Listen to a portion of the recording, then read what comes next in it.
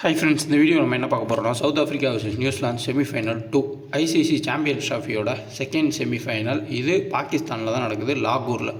2:30க்கு match start ஆகும். Wednesday 5 March. இதுக்கு முன்னாடி ஆஸ்திரேலியா இந்தியாவும் மோதுவாங்க.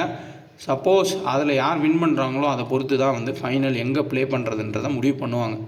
ஆஸ்திரேலியா வின் பண்ணியிருந்தால் பாகிஸ்தானில் ஃபைனல் நடக்கும். இந்தியா வின் பண்ணியிருந்தால் துபாயில் ஃபைனல் நடக்கும். இதுதான் கான்செப்ட்டு. சப்போஸ் இந்தியா வின் பண்ணி இங்கே நியூசிலாந்து வந்து வின் பண்ணாங்கன்னா அவங்களுக்கு ஒரு அட்வான்டேஜ் இருக்கும் துபாயில் ப்ளே பண்ணது.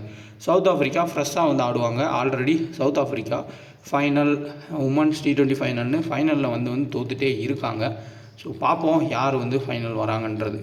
ஸோ இந்த விக்கெட்டை பொறுத்தவரையாக இருக்கிறதுலே வந்து ஒரு ஹையஸ்ட்டு ரன் போகக்கூடிய ஒரு விக்கெட்டு.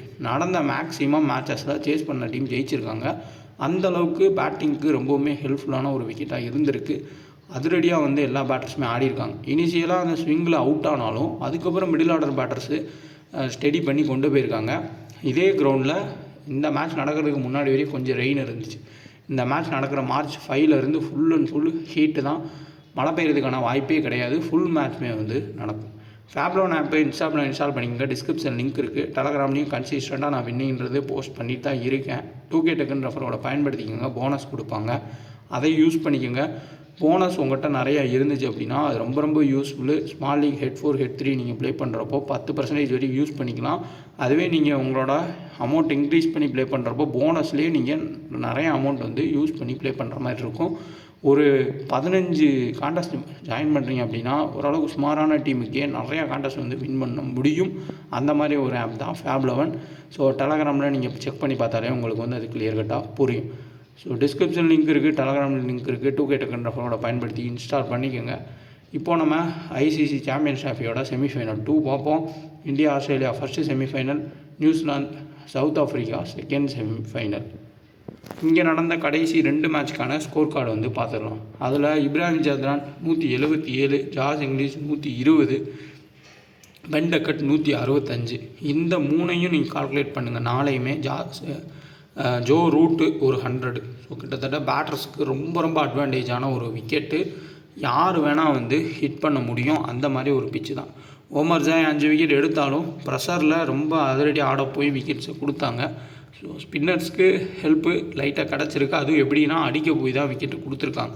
ஸோ நியூட்ரலான ட்ராக்கு பேட்டருக்கு நல்ல அட்வான்டேஜ். நீங்கள் பேட்டரை கரெக்டாக கெஸ் பண்ணி கேப்டனோ இல்லை வைஸ் கேப்டனோ கொடுத்துட்டிங்கன்னா இப்போதைக்கு இருக்க ஃபேண்டசி பாயிண்ட் சிஸ்டம் படி பயங்கரமான ஒரு பாயிண்ட்டுன்றது உங்களுக்கு கிடைக்கும். ஹெட் ஸ்டார்ட்டும் இம்பார்ட்டன்ட் தான். அதேமாதிரி எந்தெந்த பிளேயர் எப்படி ஆடுவாங்கன்றதையும் நம்ம தெரிஞ்சு வச்சுருக்கணும். க்ளீனாக பக்காவான ஒரு பேட்டிங் ட்ராக்காக இருக்கிறதுக்கான மறுபடியும் வாய்ப்புகள் இருக்கும். ஆன் டைம் நம்ம பிச் ரிப்போர்ட் பார்த்துக்கிறதும் நல்லது.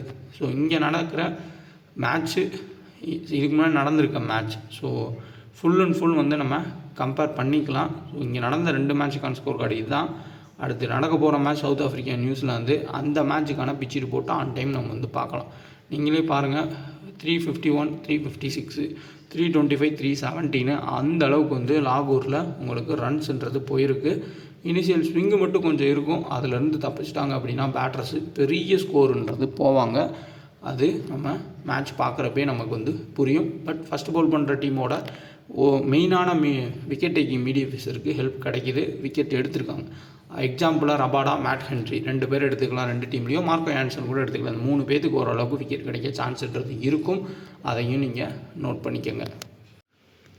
நம்ம டெலகிராமில் ஜாயின் பண்ணணும்னு நினைக்கிறவங்க ஒரிஜினல் சேனல் செக் பண்ணி ஜாயின் பண்ணுங்கள். இதுதான் கரெக்டான அட்ரஸ். இதேமாதிரி நிறையா ஃபேக் சேனல்ஸ் நீங்கள் செர்ச் பண்ணுறப்போ டெலகிராமில் வரும்.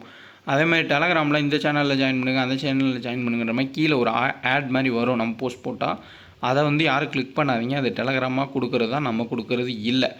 உள்ளே வந்தாலே நான் ஃபுல் அண்ட் ஃபுல் கன்சிஸ்டண்ட்டாக வின்னிங்ஸ் கொடுத்துருப்பேன். அதே மாதிரி லாஸ்ட்னு சொல்லியிருப்பேன். ஸோ இந்த ஆப்லாம் வந்து இன்ஸ்டால் பண்ணி வச்சுக்கோங்க. கண்டிப்பாக உங்களுக்கு யூஸ்ஃபுல்லாக இருக்கும். அது முக்கியமாக Fab11 இன்ஸ்டால் பண்ணிக்கோங்க. ஈஸியாக வின்னிங் கிடைக்கும். ஓரளவுக்கு சுமாரான டீம் நீங்கள் செட் பண்ணால் கூட நல்ல வின்னிங் கிடைக்கும். அதேமாரி குபேரா ஃபேண்டசி ஆப்பில் வின்னிங்ஸுமே நான் அப்டேட் பண்ணியிருப்பேன். ஜஸ்ட்டு ஒரே ஒரு பிளேயரை நீங்கள் செலக்ட் பண்ணி ப்ளே பண்ணாலே போதும். இந்த மாதிரி வின்னிங்ஸை நீங்கள் பார்க்கலாம். லிங்க்கும் இருக்கும். ஒரு பிளேயரை வச்சு ப்ளே பண்ணுறது தான் வந்து குபேரா ஃபேண்டசி. அதுக்கான லிங்க்குமே டெலகிராமில் இருக்கும். ஸோ கரெக்டான டெலகிராமை மட்டும் ஜாயின் பண்ணிக்கோங்க. ஒன்லி ஃப்ரீ டீம்ஸ் தான் நம்ம கொடுத்துட்டு இருக்கோம். மறுபடியும் அதை வந்து நான் தெளிவாக சொல்லிடுறேன். ஃபேக்கான சேனல்ஸில் எதுவும் நம்ம நேமில் இருக்கிறதுல ஜாயின் பண்ணிடாதீங்க. அதே மாதிரி யாராவது நம்ம நேமை யூஸ் பண்ணி அமௌண்ட்டு கேட்டால் கொடுக்காதீங்க. ஒன்லி நம்ம ஃப்ரீ டீம்ஸ் மட்டுமே. பிளேயிங் லோன் வந்து பார்த்துடலாம். Temba Bavuma, Rickelton, Van der Dussen, Heinrich Klaasen, Markram, David Miller, Marco Jansen, Lungi Ngidi, Rabada, Keshav Maharaj, Mulder. Mostly இதான் வந்து இவங்களோட பிளேயிங் லோனாக இருக்கும்.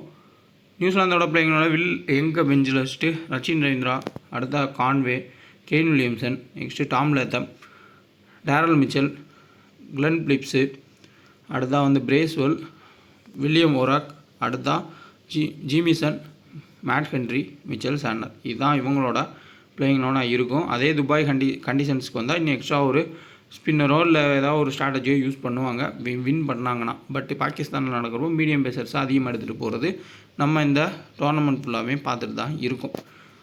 Temba Bavuma. So Temba Bavuma இனிஷியலாக நல்ல ஒரு ஹைட்டான பவுலர் பவுல் பண்ணுறப்பையோ இல்லை ஸ்விங்கார பவுலர் பவுல் பண்ணுறப்பையோ கஷ்டப்பட்டு நம்ம பார்த்துருக்கோம். இப்போ ரீசெண்டாக நியூசிலாந்து கூட ஆடினப்பையும் இதே கிரவுண்டில் தான் அந்த ட்ரை சீரிஸ் நடந்துச்சு. அதுலேயும் டெம்பா பவுமா ஃப்ளாப் தான் ஆனார். அவ்வளோவா வந்து அவரால் கிளிக் ஆக முடியல. ப்ளஸ் இங்கே உங்களுக்கு கைல் ஜேமிசன் பவுல் பண்ணுறப்போ எக்ஸ்ட்ரா பவுன்ஸ் கிடைக்கும். அதுவும் வில் ஓவராக்குமே டீசெண்டாக பவுல் பண்ணக்கூடியவர் தான். Matt Henry wicket taker. So Temba Bavuma 30 ஆடலாம், அதுக்கு மேலே போகிறதுன்றது கொஞ்சம் கஷ்டமாக இருக்கும். அதுவும் மேபி ஃபஸ்ட் பேட்டிங்னா ட்ரை பண்ணுங்கள். சேசிங்னா டெம்பா பவுமா ப்ரெஷர் ஆகி அவுட் ஆகிறதுக்கான சான்ஸ் ரொம்பவுமே அதிகம். ரிக்கில்டன் இந்த மாதிரி பேட்டிங் ட்ராக்கில் ரொம்ப யூஸ்ஃபுல்லான ஒரு பிளேயர். அதிரடி ஆடுவார், குவிக்காக ஆடுவார். ஃபஸ்ட்டு பேட் பண்ணுறப்போ எப்போயுமே ரிக்கில்டன் நல்லா ஆடி இருக்கார். இதே ரிக்கில்டன் சேசிங் வரப்போ ஒரு 30 ரன் 40 ரனில் அவுட் ஆகி நம்ம பார்த்துருக்கோம். ஸோ கண்டிப்பாக ஃபஸ்ட் பேட் பண்ணால் ரிக்கில்டன் 50+ ஆடுறதுக்கான எல்லா சான்ஸுமே இருக்கும். வாண்டர்சன் கன்சிஸ்டண்ட்டாக 3 மேட்ச் 50 அடிச்சிருக்காரு. நல்ல ஒரு ஃபார்ம்லேயும் இருக்கார். க்ளீன் பேட்டிங் ட்ராக்ஸை நல்லாவே பயன்படுத்துகிறாரு. அக்ரெசிவ் ஷாட் ஆடுறார். So must try player. ஒரு கேப்டனைஸ் கேப்னா கூட நீங்கள் வாண்டர்சனை ட்ரை பண்ணலாம்.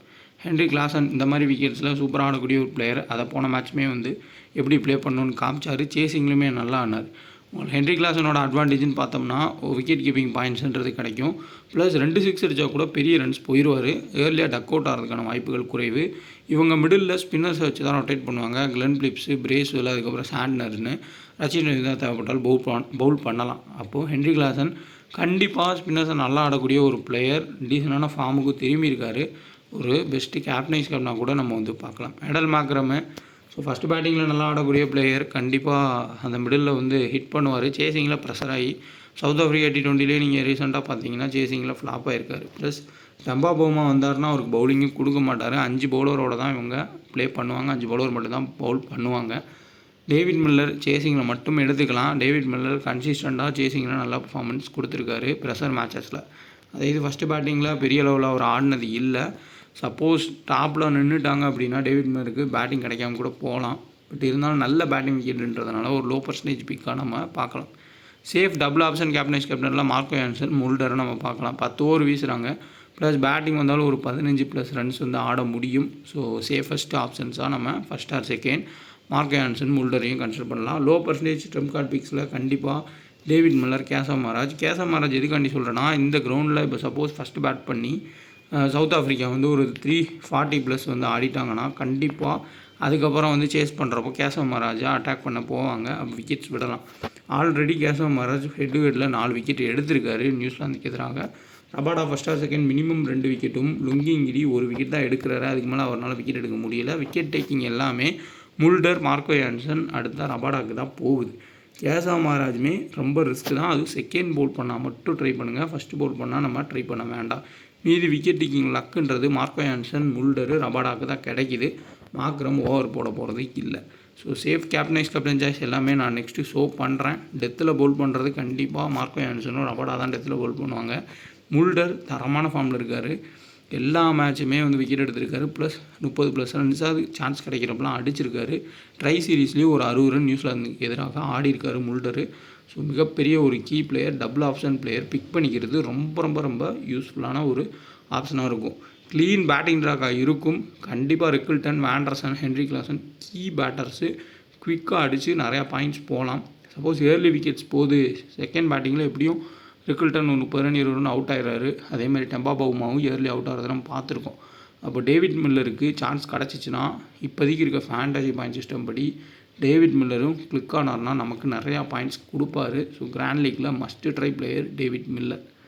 சேம் 2 லெஃப்ட் ஹேண்டரு கான்வே, அதுக்கப்புறமா ரச்சின் ரவீந்திரா, 3ஆவது லெஃப்ட் ஹேண்டர் டாம் லேத்தம், 4ஆவது லெஃப்ட் ஹேண்ட் பிரேஸ்வெல், 5ஆவது லெஃப்ட் ஹேண்டர் மிச்சல் சாண்டர். இங்கே உங்களுக்கு கேசவ மகாராஜோட ஓவர்ஸ் கட் ஆகுமா அப்படின்னா லாஜிக் படி பார்த்தா கட் ஆகணும். ஆனால் இவங்க மாக்ரமை யூஸ் பண்ணவே இல்லை. அதுலேயும் ஒரு டவுட்டுன்றது வருது. மேபி ஆன் டைமில் 2 லெஃப்ட் ஹேண்டர் இருந்தாங்க அப்படின்னா மாக்ரம் அதிகபட்ச ஓவர்ஸ் வந்து வீசலாம். கேசவ மகாராஜுக்கு ஓவர் குறையலாம். அதனால் ஃபஸ்ட்டு பவுல் பண்ணாங்கன்னா கொஞ்சம் கேசவ மகாராஜை யோசிச்சு பிக் பண்ணுங்கள். மாக்ரம் ஒரு 3லேருந்து 4 ஓவர் வந்து பவுல் பண்ணலாம். சப்போஸ் சேம் டைமில் இப்போ வந்து கான்வே அவுட் ஆகிட்டார், அதுக்கப்புறமா ரச்சின் ரவீந்திரா டாம் லத்தம் நிற்கிற மாதிரி இருக்குது, ஒரு வில்லியம்ஸ் 50+ அடித்து அவுட் ஆகிட்டார் அப்படின்னா அப்போது போடலாம். பவுல் பண்ணுறதுக்கான சான்ஸ்ன்றது இருக்கும்.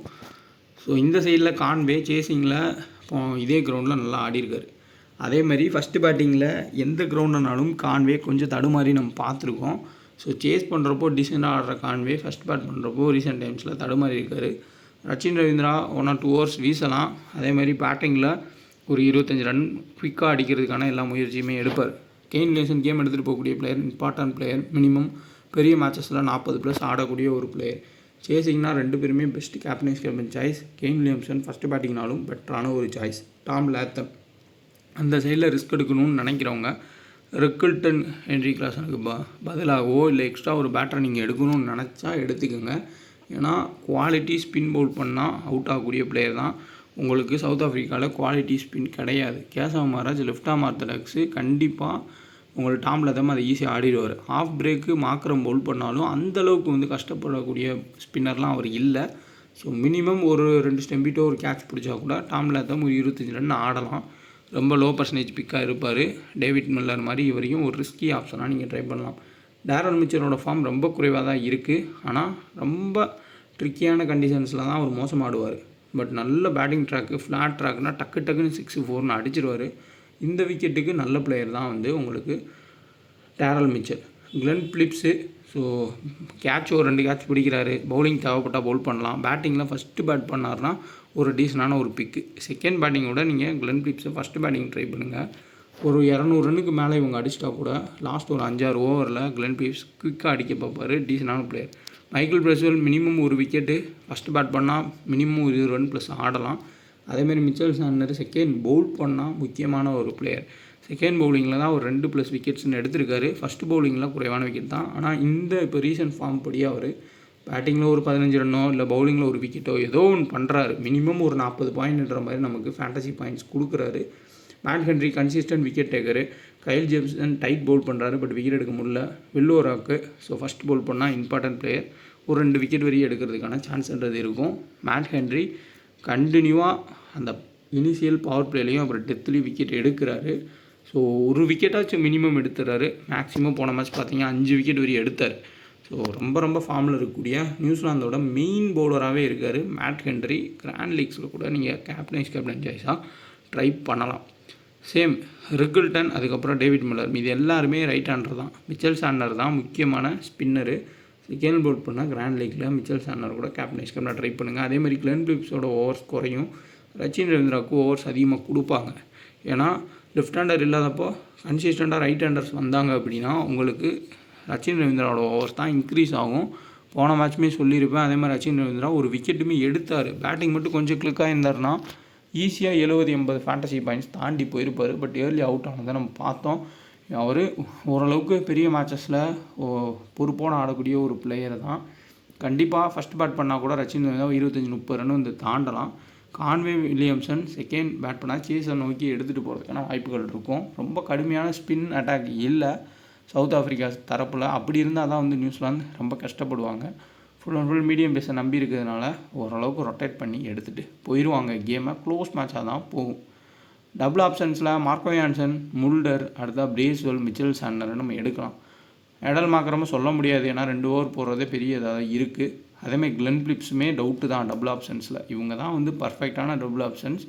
இவங்க தான் பேட்டிங் ப்ளஸ் பவுலிங் 2லேயுமே வந்து பெர்ஃபார்ம் பண்ண முடியும். இவங்களோட ஃபேண்டசி பாயிண்ட்ஸை ஃபுல்லாக நீங்கள் எடுத்து பார்த்தாலும் இப்போ ரீசெண்டாக நடந்த எல்லா மேட்சஸ்லையுமே இந்த 4 பேருமே பேட்டிங், கேட்சு இல்லை பவுலிங் இதுலேயோ ஒன்றில் வந்து பாயிண்ட்ஸ் எடுத்திருக்காங்க. ரொம்ப சேஃபாக போகணுன்னா இவங்களுக்குள்ளே நீங்கள் கேப்டன் கூட போகலாம். ட்ரெம் கார்ட் பிக்ஸு ஃபஸ்ட்டு பேட் பண்ணால் கண்டிப்பாக உங்களுக்கு கிளென் பிலிப்ஸு மிடில் வந்து அடிப்பார். அதேமாதிரி டேரல் மிச்சலாம் யாருமே யோசிக்க மாட்டாங்க. அவரும் ஃபஸ்ட் ஆர் செகண்ட் இந்த மாதிரி ஃப்ளாட் ட்ராக்ஸில் நல்ல ஒரு பெர்ஃபார்ம் பண்ணக்கூடிய ஒரு பிளேயர். டேவிட் மில்லரு சேசிங் வந்தால் கீ பிளேயர். இனிஷியலாக பவர் பிளேயில் மேட் ஹென்ரிக்கோ இல்லை கெயில் ஜேம்சனுக்கோ டெம்பா பவுமாவோ இல்லாட்டி உங்களுக்கு ரிக்கில்டனோ அவுட் ஆகிறாங்கன்னா கேம் சேசிங் நோக்கி போச்சுன்னா டேவிட் மில்லர் வருவார். கிளிக் ஆச்சுன்னா குயிக்காக நிறையா ரன்ஸ் வந்து அடிச்சு கொடுப்பாரு. ஸோ அதுக்கான எல்லா சான்ஸுமே வந்து இருக்கும். சப்போஸ் ரைட் லெஃப்ட் காம்பினேஷன் மாறி ஆடணும்னு நினச்சாங்கன்னா கூட ஏர்லி விக்கெட் போச்சுன்னா டேவிட் மில்லர் முன்னாடியே கூட பேட்டிங் வரதுக்கும் சான்ஸ்ன்றது இருக்கும். ஸ்மால் லீக் கேப்டன் சாய்ஸில் ஃபஸ்ட்டு பேட் பண்ணால் ரிக்கில்டனுக்கு கேப்டன் கொடுங்க. செகண்ட் பேட்டிங்னா கொஞ்சம் கஷ்டமாக ஆடுவார். பட் ஃபஸ்ட்டு பேட்டிங்னா ஃப்ரீயாக வந்து ஆடுவார். நிறையா ரன்ஸை வந்து குயிக்காக அடிப்பார். அதே மாதிரி Marco Jansen, Kane Williamson, Michael Bracewell minimum ஒரு விக்கெட்டும் பேட்டிங் வந்து 25-30 ரன் வந்து ஆடலாம். ஏன்னா போன மேட்ச் அவர் அவுட்டே இல்லை, ரிவ்யூ எடுக்காமல் போயிட்டார். கண்டிப்பாக இந்த மேட்ச்சில் வந்து சரி பண்ணணும்னு பார்ப்பார். ஸோ அதனால் உங்களுக்கு உறுதியாக இங்கே ரிக்கில்டன் ஃபஸ்ட்டு பேட் பண்ணால் ஓரளவுக்கு டீசனான இன்னிங்ஸும், Marco Jansen double option same அந்த சைடில் உங்களுக்கு வில் எங்கே ஆட வச்சாங்கன்னா மார்க்கோ யான்சன் கொஞ்சம் ஸ்ட்ரகிள் பண்ணுவார். அப்படி ரச்சின் ரவீந்திரா கான்வே ஆடினாங்க அப்படின்னா கொஞ்சம் அடி வாங்குறதுக்கும் சான்ஸ்ன்றது இருக்கும். கிராண்ட் லீக்கில் Rabada, Mitchell Santner, Heinrich Klaasen இவங்களுக்கு கேப்டன் கொடுக்கலாம். ட்ரம் கார்டு பிக்ஸாக கேசவ் மகராஜ், அதுக்கப்புறமா டேவிட் மில்லர் இந்த மாதிரி பிளேயர்ஸை நீங்கள் பிக் பண்ணிக்கலாம். ஸோ வில் ஓரோக் அவருமே வந்து டீசன்ட் பிக்கு தான். ஃபஸ்ட்டு பவுல் பண்ணால் அவரை ஒரு கேப்டனாக கூட நீங்கள் ட்ரை பண்ணியும் பார்க்கலாம். ஸ்டார்ட் பாருங்கள், ஸ்டாட்ஸ் வச்சு கூட மூவ் பண்ணுங்கள். வேண்டர்சன் ரீசன்ட் ஃபார்ம் சரியான பர்ஃபார்மன்ஸ் பண்ணியிருக்காரு. பட் ஹெட் டு ஹெட்டில் 2 மேட்ச்சில் 200 ரன் வந்து அடிச்சிருக்காரு. ஹென்ரிக் கிளாசன் ஹெட் டு ஹெட்டில் 15 ஃப்ளாப் ஆகிருக்காரு. ஸோ பட் விக்கெட் கீப்பிங் நிற்கிறப்போ நல்ல அட்வான்டேஜ் இருக்குது. மார்க்ரம் ஹெட் டு ஹெட்டில் 2 மேட்ச்சில் 44, டேவிட் மில்லர் ஹெட் டு ஹெட்டில் 14 மேட்ச்சில் 24 ரன் ஆவரேஜ் இருக்காரு. மார்க்கோ யான்சன் ஹெட் டு ஹெட்டில் 3 விக்கெட்டுமே எடுத்திருக்காரு. முல்டர் ஹெட் டு ஹெட்டில் 64, கேசவ் மகராஜ் ஹெட் டு ஹெட்டில் 4 விக்கெட்டு, ரபாடா ஹெட் டு ஹெட்டில் 8 மேட்ச்சில் 13 விக்கெட்டும், இங்கிடி ஹெட் டு ஹெட்டில் 3 மேட்ச்சில் ஒரே ஒரு wicket. Temba Bavuma head to head start பார்த்தீங்கன்னா 2 மேட்ச்சில் 22 ரன் ஆவரேஜ், வென்யூவில் 20. ஸோ பெரிய அளவில் அந்த ட்ரை சீரீஸில் சவுத் ஆஃப்ரிக்கன் எக்ஸ்பீரியன்ஸ் பிளேயர்ஸ் ஆடலை. நியூ பிளேயர்ஸை வச்சு தான் ஆடினாங்க. எக்ஸ்பீரியன்ஸ் பிளேயர்ஸில் டெம்பா பவுமா, இங்கிடி இந்த மாதிரி ஒரு சிலர் தான் பெர்ஃபார்ம் பண்ணாங்க. 26 ஹெட் டு ஹெட்டில், வென்யூவில் 11 ப்ளே பண்ணுவாரான்றது தெரியல. Kane Williamson head to head 57 run average plus அந்த ட்ரை சீரீஸில் ஒரு 100மே வந்து ஸ்கோர் பண்ணியிருக்காரு. ப்ளஸ் வென்யூலையுமே 2 மேட்ச்சில் 191. ரீசன்ட் ஃபார்மே வந்து அருமையாக இருந்திருக்கு. Daryl Mitchell 17 run average head to ஹெட்டில், வென்யூவில் 45. ஸோ டேரல் மிச்சலோட ஃபார்ம் இப்போ ரொம்ப சுமாராக தான் இருக்குது. டாம் லேதமோட ஆவரேஜ் ஹெட் டு ஹெட்டில் 20 ரன் தான். அதேமாதிரி கிளென் பிலிப்ஸு ஹெட் டு ஹெட்டில் 88, வென்யூவில் 2 மேட்ச்சில் 134. பிரேஸ்வெல் வென்யூவில் 3 விக்கெட்டும், ஹெட் டு ஹெட்டில் 1 விக்கெட்டும். Mitchell Santner 6 wicket, head to ஹெட்டில், வென்யூவில் 3 விக்கெட். இதில் இங்கே கிளென் பிலிப்ஸு ஃபஸ்ட் பேட் பண்ணால் மிகப்பெரிய கீ. நீங்கள் மோஸ்ட்லி டேரல் மிச்சலை பிக் பண்ணனா கூட முடிஞ்ச அளவுக்கு கிளென் பிலிப்ஸை பிக் பண்ணிக்கோங்க. மேட் ஹென்ரி ஹெட் டு ஹெட்டில் 4 விக்கெட் தான் எடுத்திருக்காரு 5 மேட்ச்சில், வென்யூவில் 5 விக்கெட்டும். வில்லி ஓரோக்கு ஹெட் டு ஹெட்டில் 2 விக்கெட்டும், வென்யூவில் 2 விக்கெட் எடுத்திருக்காங்க. Conway 49 run average head to ஹெட்டில், வென்யூவில் 97 வந்து ஸ்கோர் பண்ணியிருக்காரு ஒரு மேட்ச்சில். ஸோ இங்கே மேட் ஹென்ரியோட ஆவரேஜ் போராதான் இருக்குது. Glenn Phillips, Conway, Kane Williamson தான் பெஸ்ட்டாக பர்ஃபார்ம் பண்ணியிருக்காங்க. பேட்டிங் ட்ராக்காக இருந்துச்சு அப்படின்னா மறுபடியும் கான்வே, கெயின் வில்லியம்சனு, அந்த சைடில் ரிக்கில்டனு, வேண்டர்சனு, அதுக்கப்புறம் ஹென்ரிக் கிளாசன் இவங்களாம் வந்து சூப்பராக பர்ஃபார்ம் பண்ணலாம். இவங்களுக்குள்ளே கூட நீங்கள் கேப்டனைஸ்க்கு கொடுத்து ட்ரை பண்ணுங்கள். கன்ஃபியூஸ் ஆகிக்காதீங்க. நியூசிலாந்து போன மேட்ச் ஆடின துபாயில், இந்த மேட்ச் ஆட போகிறது பாகிஸ்தானில். விக்கெட் அப்படியே சேஞ்ச் ஆகும். அதுக்கேற்ற மாதிரி தான் நீங்கள் டீம்ன்றதையே பிக் பண்ணணும். நல்ல ஃபார்மில் இருக்கக்கூடிய பிளேயர்ஸ்க்கு நம்ம கேப்டன் கொடுக்குறது ரொம்பவுமே பெஸ்ட்டு. அதேமாதிரி ஹெட் டு ஹெட் ஸ்டார்ட்டையும் வச்சு நீங்கள் டீம் பேஸாக யூஸ் பண்ணுங்கள். கண்டிப்பாக வந்து க்ளோஸாக போகலாம். முடிஞ்ச அளவுக்கு வந்து டிஃப்ரெண்ட் காம்பினேஷனில் ட்ரை பண்ணுங்கள். அதேமாதிரி ஏதாவது டவுட்னா கமெண்ட் பண்ணுங்கள். வீடியோ லைக் பண்ணிட்டு பாருங்கள். நம்ம யூடியூப் சேனலில் சப்ஸ்கிரைப் பண்ணாமல் இருந்தால் சப்ஸ்கிரைப் பண்ணிக்கோங்க. டெலகிராம் சேனலையும் செக் பண்ணி ஜாயின் பண்ணுங்கள். டிஸ்கிரிப்ஷனில் லிங்க் இருக்குது.